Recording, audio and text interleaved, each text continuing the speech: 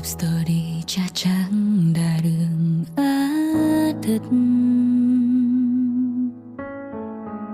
នឹងមនុស្សម្នាក់ធ្លាប់ស្និទ្ធជាសង្សារចាំងយើងបានបែកគ្នាដូចជាយូរណាស់គ្រាមុនអូនចង់ចាំច្បាស់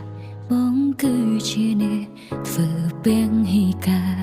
មិនចង់ដើររួមវិថី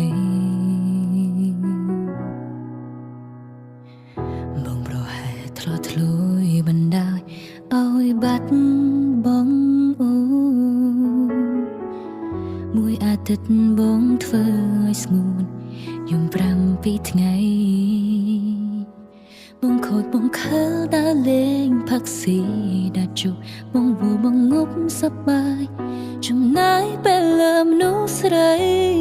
ជាអចិន្ត្រៃយ៍រហូតពួកយើងប្រឆាចាចេញពីបងជាជុំរដែរត្រូវអូនបានពងបាយចាច់ផ្លូវគ្រប់ចាំងអូនឆ្អែតបណ្ដាយទ្រាំនៅជាមួយរៀមរ៉ាបើបងនៅមានឈ្មោះជាសង្សារច្បាស់ណាស់អូនហូតទាំងនេត្រាដូចគ្រាកន្លងថ្មនាងពេលនោះប្រហែលអូនគេងមិនលក់ទេព្រោះតែមានមេនៅចាំផ្លូវបងកុំហូរដែរបងខុសឆ្គងវាសាសំគ្រប់គ្រាន់មុំនឹងងទៅចោលបងហើយ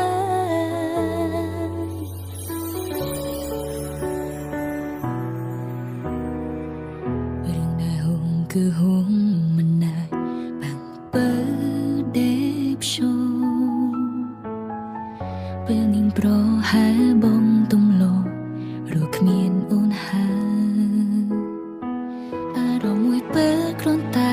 នឹកឃើញរឿងចាស់មិនចង់ឲ្យបងក្រឡាត្រឡប់មកក្រកអូនឡើយបើបានសុខហើយអូនក៏អបអរជីវ៉ា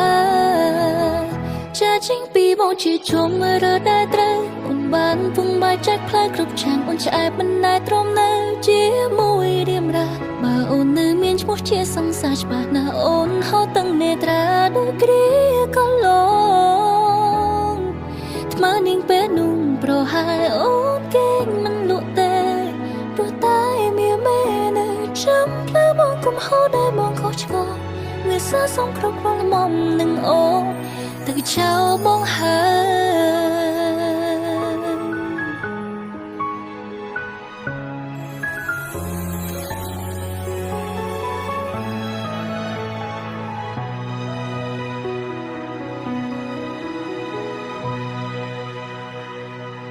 ស្គាល់គេនៅថ្មីគេធ្វើអោខ្លាំងណាស់មិនដែលចេះប្រែក្រឡាស់ដំណើរទៅមុខគេប្រាកដច្បាស់មិនដូចរៀមរ៉ាបើអូននៅមានឈ្មោះជាសង្សារច្បាស់ណាស់អូនហូតទាំងនេត្រាដូចគ្រាកន្លង